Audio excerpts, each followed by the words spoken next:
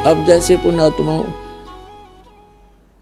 ये त्योहार मनाए जाते हैं, एक भक्त कह रहा था, एक नहीं बहुत से ऐसे भक्त में मिलते हैं, एक दो याद रह जाता है। उसने बताया था जब दीक्षा लेने आए किसी भक्त के माध्यम से साथ आए वो, उन्होंने बताया जी हमने आज 10 वर्ष हो गए कोई त्योहार नहीं मना लिया।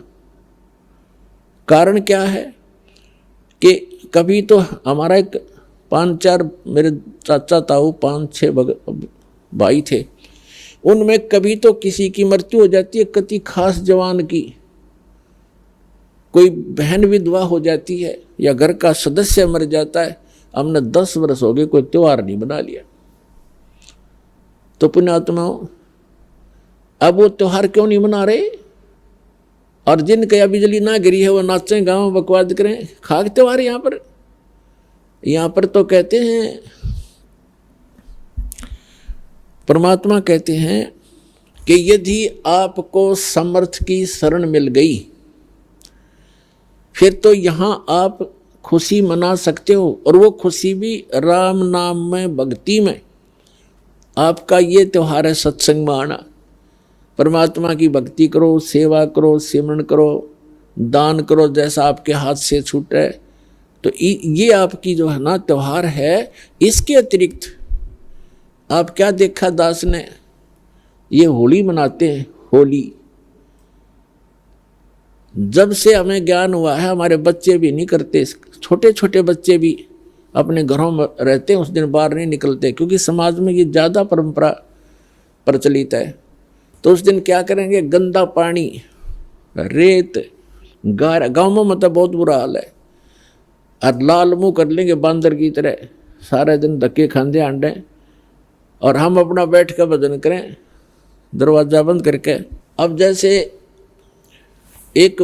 जैसे अब ये आएगी क्या नाम, पूर्णमासी, रक्षाबंधन कहते हैं, सारी उल्टी परंपरा काल की।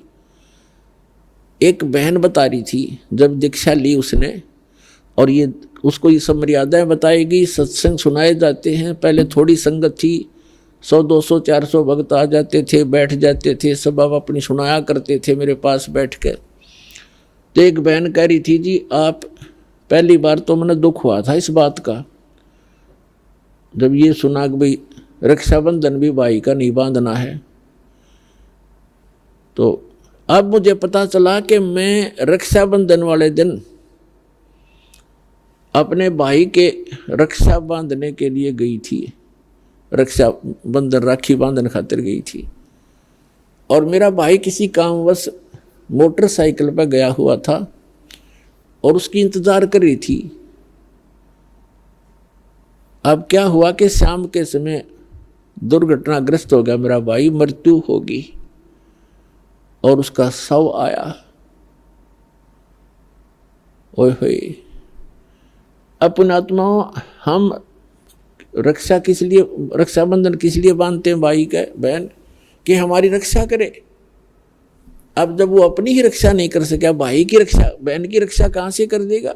जो रक्षा करने वाला है परमात्मा का रक्षाबंधन बांधो, और उसका रक्षाबंधन है पुण्यात्माओं, उसका नाम लो, उसकी शरण में आ जाओ। भाई की भी रक्षा और बहन की भी रक्षा, बच्चों की भी रक्षा, अपनी भी रक्षा, पति पत्नी की भी रक्षा। तो हम भूल चुके हैं इन परंपराओं में, परमात्मा को भूल गए और अपने ही इस मकड़ी वाले जाल में फंस कर जीवन नाश कर जाते हैं। तो पुण्यात्माओं इन परंपराओं से हमने वापस होना पड़ेगा और उसी मार्ग पर आए। हम जैसे सफ़र कर रहे हैं तो सफ़र के अंदर ज़्यादा सामान लेकर के नहीं चला जा सकता। तो ये जितनी परंपराएं हैं ये हमने लाद रखी है बेमतलब की, इनसे हल्का होकर ही हम इस सफ़र पर सफल होंगे और इनको हटाना होगा।